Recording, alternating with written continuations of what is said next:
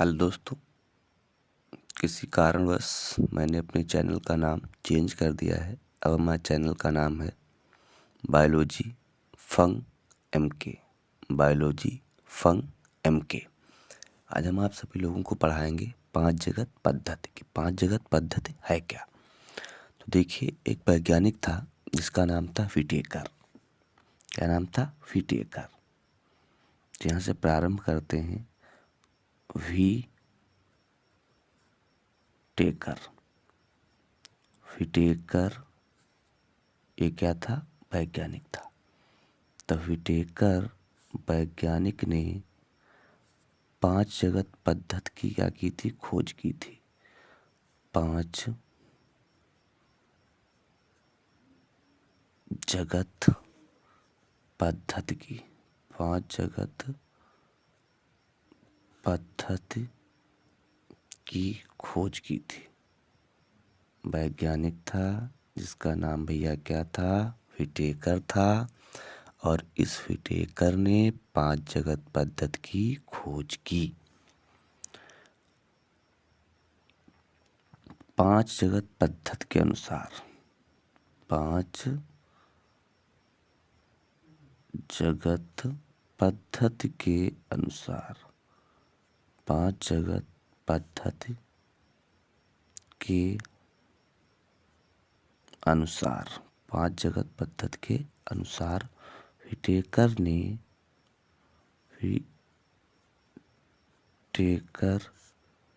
ने जीव जगत को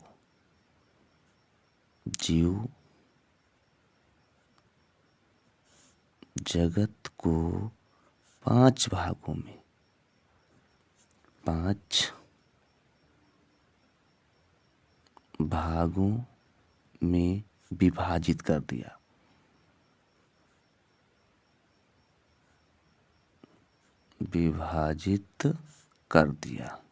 कोई दिक्कत नहीं होनी चाहिए। हमारे कहने का मतलब ये हुआ कि एक व्हिटेकर नाम का वैज्ञानिक था। इस व्हिटेकर नाम के वैज्ञानिक ने 5 जगत पद्धति की क्या की थी? खोज की थी। और 5 जगत पद्धति के अनुसार जीव जगत को 5 भागों में क्या कर दिया था? डिवाइड कर दिया था। या जीव जगत को 5 भागों में क्या किया? बांट दिया। अब वो 5 भाग कौन कौन से थे? 5 भाग कौन कौन से थे? तो पहली तो बात आती है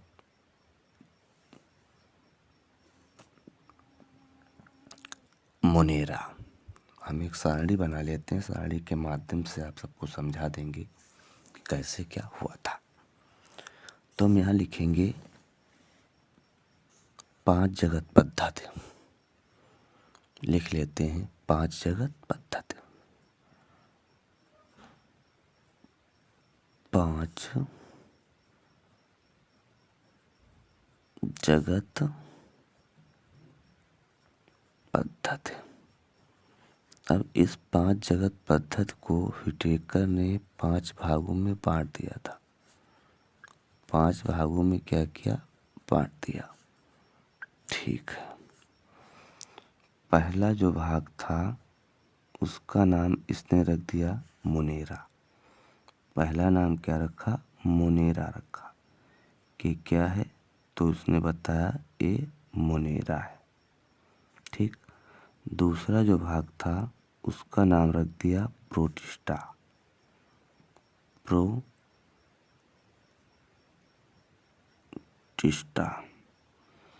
तीसरा जो भाग है उसका नाम इसने रख दिया कवक, मीन्स फंगी। जो चौथा भाग था तो चौथे का नाम इसने रखा प्लांटी मीन्स पादप। और जो 5वां भाग था, कौन सा भैया? 5वां भाग। तो 5वें भाग का नाम रख दिया एनिमेलिया।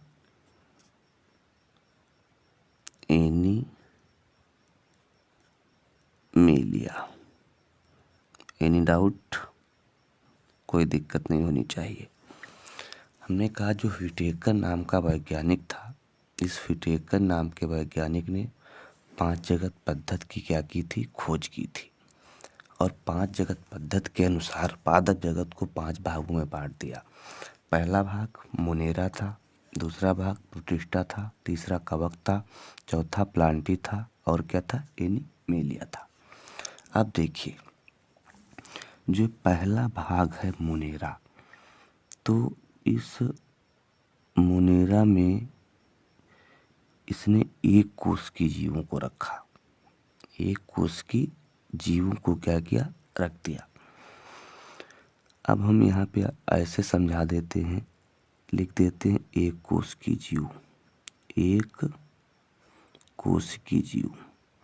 मोनेरा में इसने एक कोष की जीव रखा, एक कोष की जीव को रखा।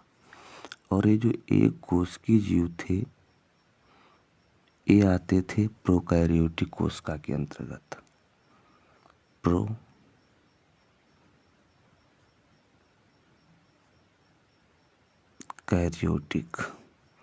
प्रोकैरियोटिक सेल के अंतर्गत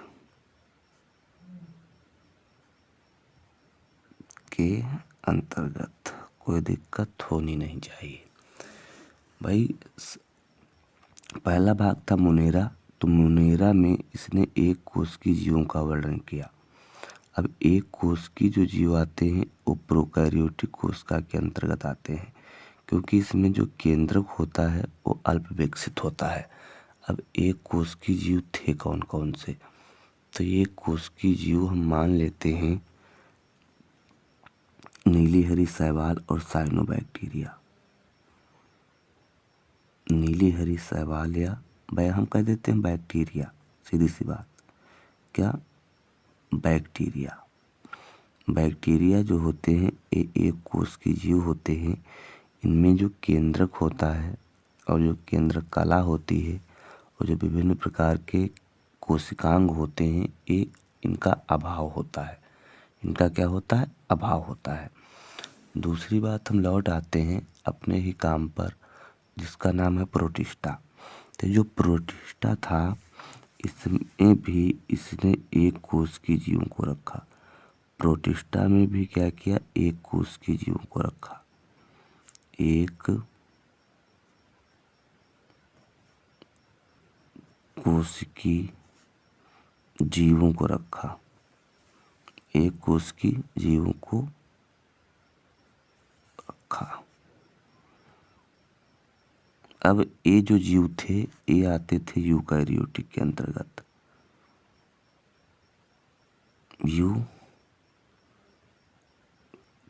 यूकैरियोटिक के अंतर्गत, यूकैरियोटिक के अंतर्गत। क्यों, हमने आपको बताया कि प्रोटिस्टा जो संघ था इसमें एक कोष की जीवों को रखा गया। अब ये जो एक कोष की जीव थे ये यूकैरियोटिक कोशिका के अंतर्गत आते थे। अब कौन कौन से थे, तो हम कह सकते हैं अमीबा था, क्या, अमीबा, पैरामीशियम, अमीबा, पैरामीशियम और था युगलीना, और क्या था, युगलीना था। ठीक भैया, ये भी क्लियर होता है आपका। अब इसमें क्वेश्चन आता है युगलीना जो है, युगलीना को जंतु तथा पादप के बीच की कड़ी माना जाता है। क्यों, क्योंकि युगलीना जो होता है यह स्वपोषी और परपोषी दोनों होता है। प्रकाश की उपस्थिति में ये अपना भोजन स्वयं बनाता है और यदि प्रकाश नहीं होगा तो अपना भोजन स्वयं नहीं बना पाता है। इसलिए युगलीना को जंतु और पादप दोनों के बीच की कड़ी माना गया है।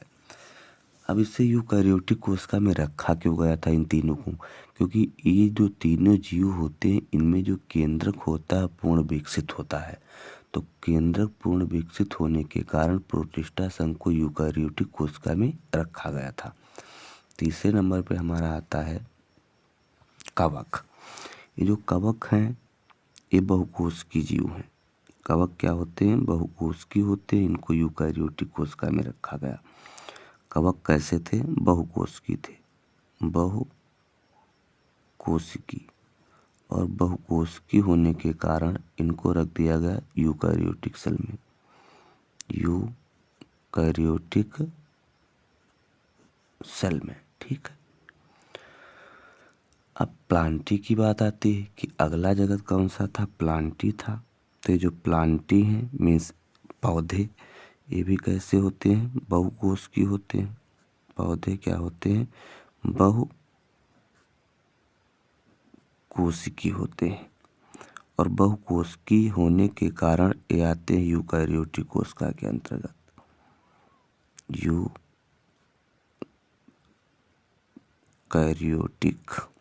यूकैरियोटिक सेल के अंतर्गत आते हैं। अब इसमें इसका एग्जाम्पल क्या हो सकता है? इसका एग्जाम्पल प्लांट हो सकते हैं। क्या? प्लांट, पौधे। ये जो पौधे होते हैं, इन पौधों में वर्णक पाया जाता है, पौधे जो होते हैं इनमें एक पिगमेंट पाया जाता है, पिगमेंट। उस पिगमेंट का नाम है क्लोरोफिल। क्लोरोफिल।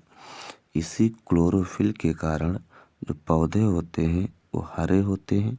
क्या होते हैं? हरे। और प्रकाश संश्लेषण की क्रिया करते हैं।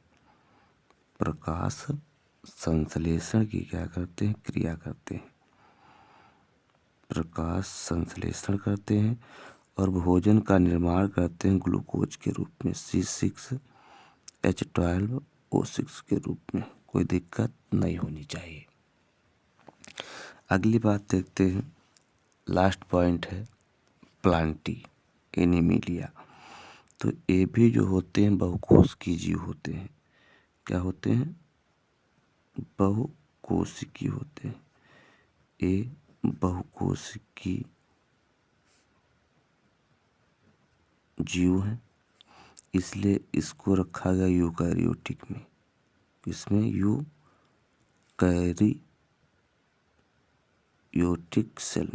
यूकैरियोटिक सेल में रखा गया। अब यूकैरियोटिक सेल में क्यों रखा गया और इसके अंतर्गत आएगा कौन? तो हम कह सकते हैं जंतु आते हैं। क्या आते हैं? जंतु। आपको बताया गया था कि बहुकोशिकी वे होते हैं जिनका शरीर असंख्य कोशिकाओं से मिलकर बना होता है। यूकैरियोटिक में क्यों रखा गया? क्योंकि इनमें जो केंद्रक होता है पूर्ण विकसित होता है। तो जंतु जो होते हैं, इन जंतुओं में केंद्रक क्या होता है? पूर्ण विकसित होता है।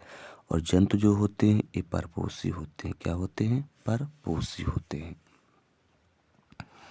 परपोषी होते हैं मीन्स दूसरे पे आश्रित रहते हैं, ये अपना भोजन स्वयं नहीं बना पाते हैं।